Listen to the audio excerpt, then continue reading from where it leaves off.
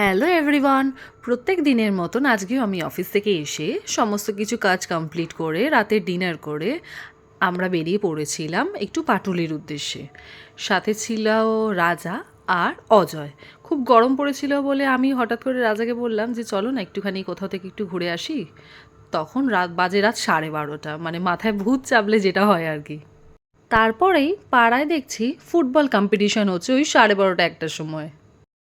এই দেখো, অভিষেকদার পাশ দিয়ে যখনই যাবে এই দুর্গা ঠাকুরের মূর্তিটা তোমরা দেখতে পাবে। তারপরে রাতের এই সুন্দর মনোরম পরিবেশে হাওয়া খেতে খেতে চলে এসেছিলাম পাটুলির কাছে। ওই দেখো, দেখতে পাওয়া যাচ্ছে আমার ভালোবাসার শহর কলকাতা।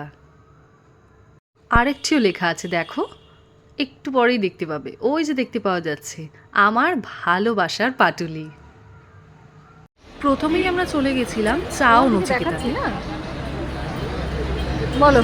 চলে এসেছি আমরা পাটুলিতে। এখন আমরা চা নিতে গেছি দাদা, চা খাওয়াবেন, তারপর দেখা হচ্ছে। কেমন? দারুণ সুন্দর চা, নচিকেতার চা সুন্দর, মাস্ট ট্রাই। চা নচিকেতা দারুণ চা, মন ভরে গেল চা। আর আমি যে চা খাই না কিছু দিন খেয়ে দেখো একটু, খাবো না। আরে একটু খেয়ে দেখো না। আমার কাছে কোনো চাই ভালো লাগে না। এখন আমি তো দেখি চা খাই না, তো সেই কারণে আমার জন্য আনা হচ্ছে লস্যি। দেখা যাক লস্যিটা খেয়ে কেমন। বলছি কিন্তু চাটা খারাপ বলবো না, ভালোই, খুবই ভালো, যেহেতু আমি চা খাই না। তো লস্যিটা এলে তারপর। তা লস্যির জন্য আমাকে প্রায় অনেকক্ষণই অপেক্ষা করতে হলো। চলে এসছে লস্যি, দেখি খেয়ে কেমন হয়েছে, তারপর রিভিউ দিই।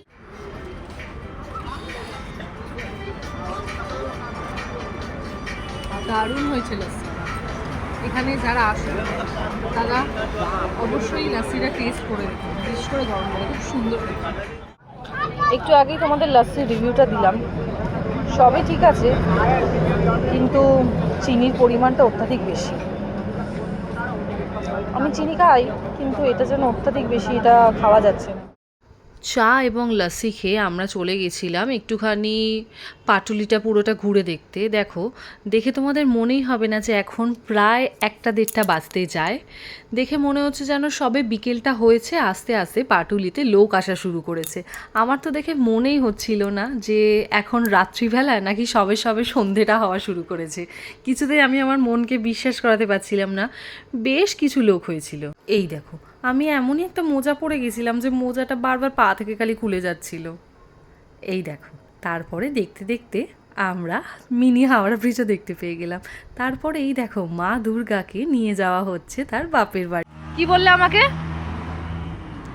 ব্লগার হলে যা হয়। হ্যাঁ, ঠিক কথাই তো। আমি তো এখন নতুন নতুন ব্লগার হওয়ার চেষ্টা করছি, দেখি কতটা কি করতে পারি। সাপোর্ট করবে তোমরা সবাই আমাকে। করবে করবে, সবাইকে বলে দিচ্ছি আমি সাপোর্ট করার জন্য। Thank you. এখন চলে যাচ্ছি বাড়ির উদ্দেশ্যে, দেখা হচ্ছে। এরপরে আমরা সোজা বাড়ির উদ্দেশ্যে বেরিয়ে পড়েছিলাম। ওই দেখো, আমাকে দেখতে পাচ্ছ, আমি চোখ বন্ধ করে ওই রাত্রিবেলার হাওয়ার ফিলটা নিচ্ছিলাম। আসলে আমি কোনোদিন এরকমভাবে রাত্রিবেলায় বাইরে বেরোইনি তো, শুধু দুর্গাপুজো ছাড়া, তো সেই কারণে। তো আমরা বাড়ির কাছাকাছি চলে এসেছি। তো আজকের মতো ভিডিওটা একটু দেন, স্টে টিউনড, টাটা।